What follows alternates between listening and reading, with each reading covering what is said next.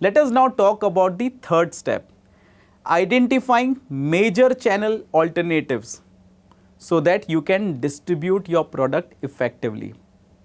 So let us continue our journey through the challenges of marketing channels by delving into the process of identifying major channel alternatives. This is the most important step in channel design, as it involves determining the types of intermediaries, their numbers, and their respective responsibilities. When a company has established its channel objectives clearly, the next step is to pinpoint the potential channel members that can help fulfill those objectives. Companies usually have a plethora of choices when it comes to intermediaries. For example, let us consider the evolution of Dell's channel strategy. You know Dell laptop? Yeah, we are going to discuss that. Initially, Dell engaged in direct sales to consumers and business buyers through sophisticated phone and online marketing channels. Only way to get a Dell laptop was to go online or pick up the phone and place the order. Later, to broaden its reach and compete with rivals like Samsung and Apple, Dell began selling indirectly through well-known retailers such as Best Buy, Staples and Walmart. So in India, now the Dell is available in Chroma and Vijay Sales as well. It also tapped into value-added resellers, those independent distributors and dealers specializing in developing tailored computer systems and application for small and medium-sized business. Companies must also decide how many channel members to engage at each level. This is where determining the number of intermediaries becomes very important, because it involves considering three strategies. Please pay attention, three strategies: intensive distribution, exclusive distribution, and selective distribution. Let us go ahead and understand each one of them in detail. Intensive distribution. It means my product will be available everywhere. So when you want to purchase a salt, soap, sugar, shampoo, you will get it almost everywhere. This approach is favored for convenience products and common raw materials that you purchase. Here, the goal is to place the products in as many outlets as possible to ensure widespread availability. Brands like Coca-Cola, Pepsi are prominent examples that opt for intensive distribution, aiming to maximize brand exposure and consumer convenience. Even products like toothpaste, candies are stocked in countless outlets. Now let us talk about exclusive distribution. If you remember, in the beginning I asked you, how will you purchase Lamborghini? From where you will purchase Audi? So this strategy involves limiting the number of intermediaries. Why? Because you are a big brand. You want to have an exclusive distribution. So here the number of intermediaries authorized to distribute a product is limited. It's commonly observed in the distribution of luxury brands. You can look at all the luxury brands and you can look at their distribution. Go and check how Rolex distributes its watches. Now let us talk about selective distribution. This approach strikes a balance between intensive and exclusive distribution. It entails collaborating with more than one, but not all, willing intermediaries. So it is a mix of exclusive distribution and intensive distribution. So some part of exclusive and some part of intensive. But here you select your distributors. It entails collaborating with more than one, but not all. Selective distribution is common in industries like consumer electronics and furniture. You want to buy an iPhone, you can go to their exclusive showroom, you can go online, you can go offline to some other retail store as well, where multiple intermediaries are involved. Once intermediary options are narrowed down, it is crucial to establish a clear agreement on the roles, responsibilities and term for each channel member. This involves determining price policies, condition of sale, territorial rights and specific services to be performed. For example, in a franchise or exclusive distribution scenario like that of McDonald's, both parties need to delineate their mutual obligations. McDonald's provides franchisees with promotional support, training and assistance in general management. In return, franchisees must uphold company standards for facilities, food quality and promotional efforts. Channel design is a delicate balancing act that takes into account customer needs, company objectives, intermediary choices and the roles of each channel member. So we will be talking now about the last step, which is evaluating channel alternatives. Assume you started selling your chips in one of the retail stores and then you expanded that retail store from 1 to 10 and now you have realized that not a single retail store is able to generate a sale for your chips. What will you do? You'll continue with them and keep blocking your cash, which is inventory, with them? No. This is where evaluation becomes important. In the intricate world of marketing channels, companies face the critical task of selecting the most appropriate channel member that aligns with their long-term objectives. To make this decision, various criteria must be weighed, considering economic factors, control considerations and adaptability measures. We also need to study the economic criteria.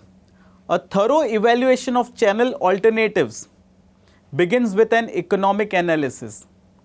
This involves comparing the potential sales, cost, overall profitability associated with each available channel option. We need to handle critical questions, and these are investment and returns. How much investment is needed for each channel alternative? Do you think so it is so easy to start your own website and start selling it online? No, you will need a team who will handle the logistics and the digital team who will handle the website and the back-end operations. Also, you need to check what kind of returns that can be expected. Companies need to weigh the initial financial outlay, it means the total expenditure, against the potential gains in revenue. Basically, you need to find out the return on investment.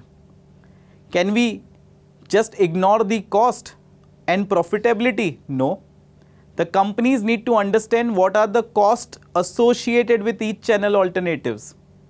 Companies must assess expenses related to distribution, promotion, inventory management and many more expenses. Balancing these costs against expected revenue will help determine the profitability of each channel. In the end, I also need to check the control that I have on my channel members.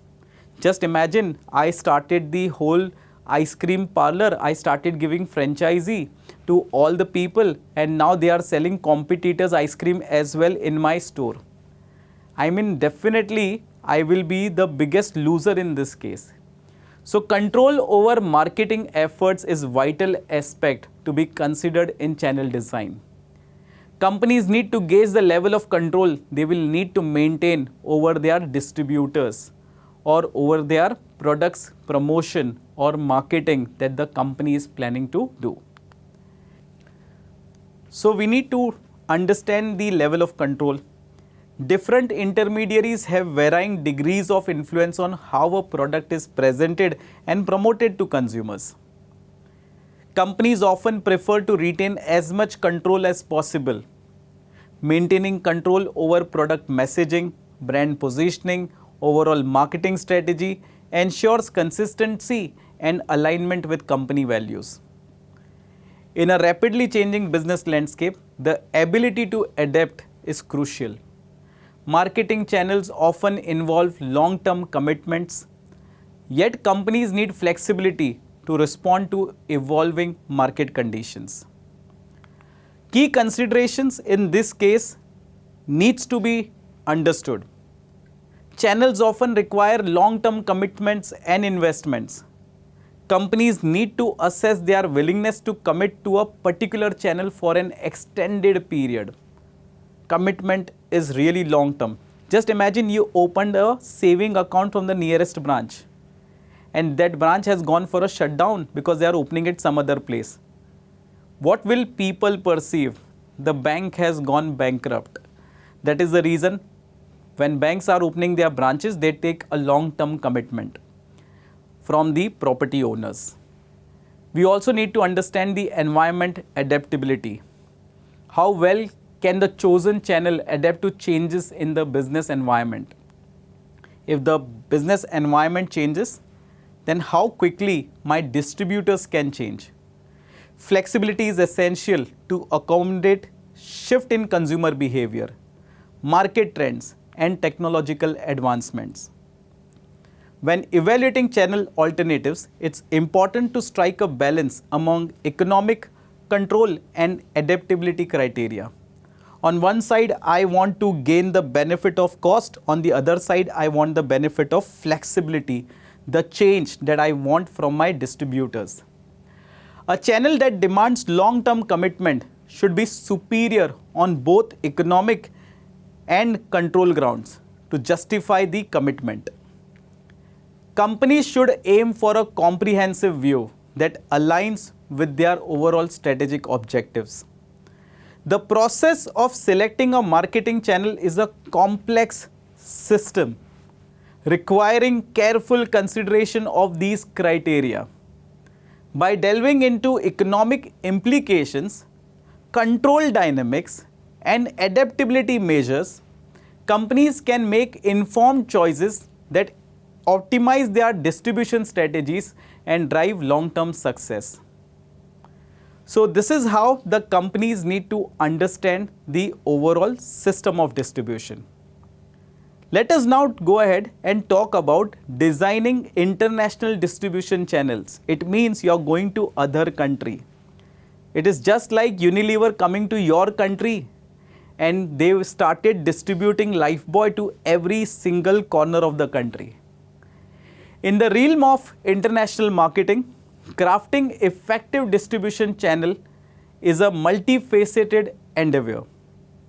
Each country boasts its distinct distribution system which evolves gradually over time, presenting a set of complexities for a global marketers. To succeed, these marketers must adapt their channel strategies to the existing structures in each country, taking into account the unique characteristics and challenges that prevail. Distribution system exhibits significant diversity from one country to another. India will be different than Pakistan, Bangladesh, Sri Lanka, China, and Russia. And all these countries will have a different way of distribution. This differentiation compels global marketers to adjust their strategies to suit the specific environment of each market. The complexity of distribution systems can be particularly pronounced in certain regions, posing obstacles to market entry. It will be difficult for the company to distribute their products in all the international market using the same technique.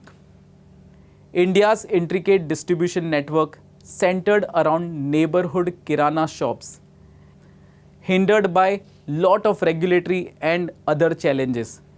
They presented a hurdle for Western retailers who wanted to come and set up their stores here. In many developing nations, distribution systems may be fragmented, inefficient. China's highly decentralized rural market exemplified this challenge, with distinct sub-markets each shaped by unique subcultures. Insufficient distribution infrastructure restricts companies' access to only a fraction of China's extensive population.